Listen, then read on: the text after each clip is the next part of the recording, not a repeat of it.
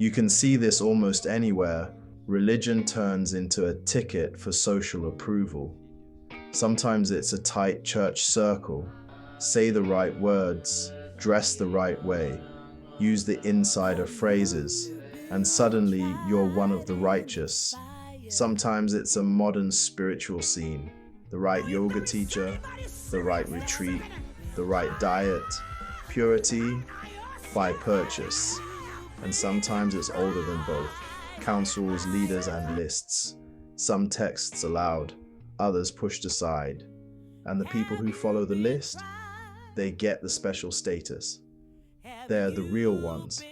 Here's what's happening underneath. Your brain is social. It constantly asks three questions. Am I safe? Am I seen? Am I superior? Religion, at its best, answers the first two. You are safe, you are seen, you are loved, but then the ego slips in a third answer. You are better. The cradle becomes a pedestal, and from that pedestal, a quiet voice whispers, I'm religious, so I'm above the rest. Let's be clear, rituals aren't the problem. Rituals are how bodies think. Kneeling teaches humility, bowing teaches reverence, fasting teaches self-control and freedom. Shared words build a shared world. The problem starts when ritual becomes a performance, when we act for an audience, real or imagined. You can fast to grow a kinder heart, or you can fast to gather compliments. You can pray to connect with what's real, or you can pray to collect praise. You can dress modestly to honor others, or you can dress modestly to show off your modesty. Same action, different energy. And now there's a digital twist. Everything can be posted. Even not posting becomes a statement. Look how humble I am. Look how quiet I am. Look how I didn't show you what I did. Vanity is clever. It eats anything you feed it. It will even wear ashes if the ashes can work as eyeliner for the ego. So let's talk about where our holy books came from. They didn't fall from the clouds like a PDF. They traveled through human hands, parchment, ink, memory, songs, reading in gatherings, stories retold, debates, tears, people trying to name what felt holy and true. Yes, power was in the room, so were love and longing. People wrestled, people listened. Sometimes they were seized by something larger than themselves. What does that have to do with vanity? Two things. First, it humbles the we're obviously right and everyone else is obviously wrong attitude. Second, it humbles the opposite vanity, the one that pretends we stand above centuries of saints and sages and seekers. We don't. We're in the same struggle they were in. Let's call out the masks of religious vanity. There are many. Here are four that show up again and again. Mask 1. The need to be seen being good. The charity project that includes a cameraman. The sacrifice that expects a parade. The quiet hope that somebody, anybody, noticed. Mask 2. Not the love of truth, but the thrill of winning. It's more about crushing an opponent than becoming a better person. You defend God so loudly that you forget to sound like Him. You win the argument and lose your soul. Mask 3. Pride in being humble. Vanity doesn't only wear jewelry, it also wears rags. You can be proud of being poor, proud of not needing applause, proud of being simple. The moment you think, at least I'm not vain like those people, vanity just opened an account in your name. Mask 4. Tribal holiness. We are the last faithful ones. Everyone else is compromised. It feels powerful. It sells well, but it shrinks the heart. Love of truth without love of people becomes cruelty dressed as courage. Why does religion attract vanity so easily? Because religion touches the highest stakes. Heaven, salvation, enlightenment, eternity. Being called chosen or saved is like rocket fuel for the ego. Religious worlds also hand out status. titles, robes, platforms, microphones.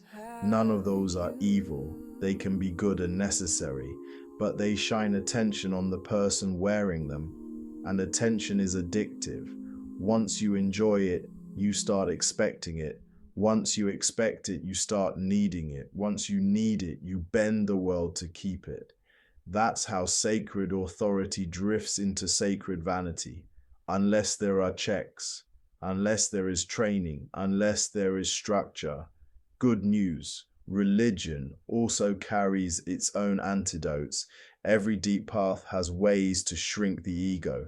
Confession, silence, lament, bows and prostrations, acts of kindness that no one sees. These are not exercises in shame. They're exercises in truth. They return you to the ground where real growth happens. Many traditions say the same thing in different words. Give in secret, pray in private, do good without witnesses, take away the oxygen, let vanity run out of air. It's shocking what happens when you try. Without an audience, you either meet the real or you meet your boredom. Both are teachers. There's another test, love. If religion doesn't make you more patient, more merciful, more helpful, more just, it's a stunt, not the mushy kind of love that hides from cost, the strong kind that crosses inconvenience and difference. Vanity can't survive around that kind of love. One of them will starve. We also have a 21st century problem, platform culture. When spiritual life becomes content, things get tricky. The line between serving people and building a brand gets very thin. Algorithms don't care about your soul. They reward heat over light, outrage spreads, nuance struggles. Leaders start shaping their beliefs to fit what performs. Crowds start confusing being visible with being right. Is there a way through? Yes. Use media, but don't let media use you. Practice kindness that stays anonymous. Take Sabbaths from posting and hot takes. Keep mentors who can tell you no. Build communities that measure depth by character, not by clicks. If religion is a pharmacy, the loud market at the front sells the sugar. The medicine is in the back. You have to walk past the shiny counter to get to it. Why do people run to religion in the first place? Because uncertainty hurts. Who am I? Why am I here? What happens when I die? Religion steadies the compass. That's a gift. But certainty can go wrong. When tenderness dries up, certainty turns cruel. If your confidence requires someone else's humiliation, that's not confidence. That's fear in a choir robe. And scared egos cling to vanity. The best kind of certainty makes you gentler, not harder, braver, not louder. It doesn't need to crush someone else to feel strong. Here's another point we forget. Without mystery, religion becomes paperwork. Rules, roles, reputations, a spiritual office with fluorescent lights. Mystery is oxygen. Awe, wonder, beauty, grief, silence. Moments that pull you past yourself. That's what flips the script. It stops being a show. It becomes a way of being. Attention shifts. It's no longer me at the center on a stage. It's we in a dance. You don't need to chase miracles. Just try simple things. Watch a sunrise without your phone. Sit in quiet longer than is comfortable. Let a piece of music move you all the way. Read a sacred line slowly enough to hear your own heart answer back. Hold the hand of someone who is dying and learn the grammar of goodbye. Small, human, holy. Want to test your motives? Try a few short experiments. The applause fast. Do something good that nobody will ever know about. Would you still do it? Would you put the same effort in? If not, vanity is running the show, the role swap. Picture someone from another religion doing what you do with the same sincerity. Can you honor them without anxiety? If not, maybe you're defending your status, not the truth, the reversal. A teaching you love becomes trendy with people you don't like. Do you drop the teaching to stand out or keep it because it's good? That will tell you whether sincerity or signaling is steering the ship. The empty pew.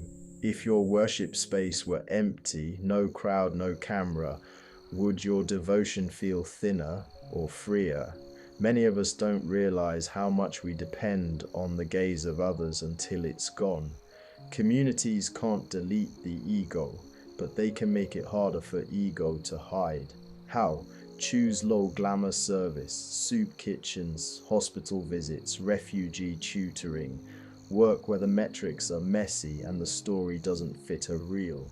Vanity hates long obedience. That's exactly why long obedience heals us. Rotate the spotlight. Don't let the same faces always be in front. Share readings, share music, share duties. Let more voices be heard. It starves mini celebrity and reveals hidden gifts. Make confession normal, not a spectacle. Build spaces where people can tell the truth about themselves without getting exiled. Vanity can't breathe where vulnerability is safe. Make friends across traditions, mosque and church, temple and synagogue, meditation group and recovery group. Vanity hates neighbors, love learns their names. Here's a bigger shift. Treat religion like a skill, not just a badge. Skills can be trained: attention, compassion, patience, truthfulness, courage, gratitude. Owning a violin doesn't make you a musician. Playing scales does. In the same way, having opinions about God doesn't make you spiritual. Practice does. Prayer isn't mainly about saying words, it's about becoming the kind of person whose presence feels like a prayer, steadier, kinder, truer. Seen this way, vanity is easier to spot. It's the voice that says, "Give me the badge without the training." When religion is a skill, the badge is a byproduct. The music matters. The instrument is just wood and string. What about people who have to be public? Prophets who speak hard truths? Leaders with real responsibility?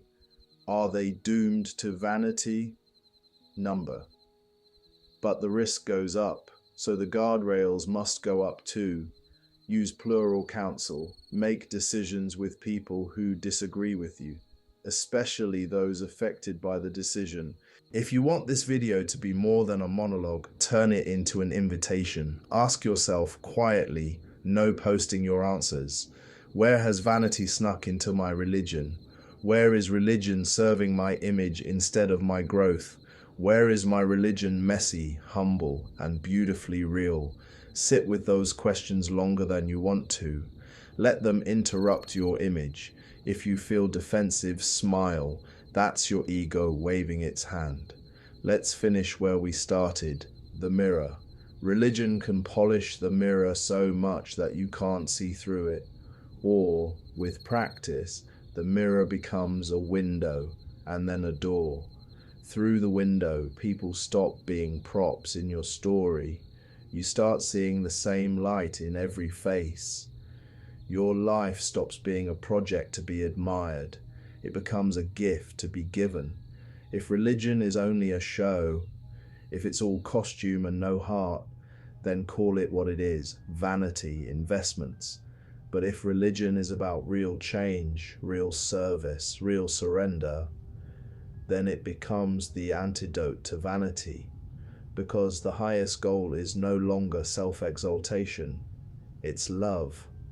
How do you tell the difference? Here's the simple test. After your most devout act, do you walk away more curious about other people, or more convinced you're above them? Do you feel more patient with yourself, or more obsessed with your image? Are you more open to being wrong, or more hungry to be seen as right? Your answers won't condemn you. They'll just tell you where you are, and that is a holy thing to know. The goal was never to look spiritually impressive. The goal was to become fully human, so the divine can breathe through you without obstruction. When that happens, there's nothing left to prove, nothing left to polish. There is just the light coming through.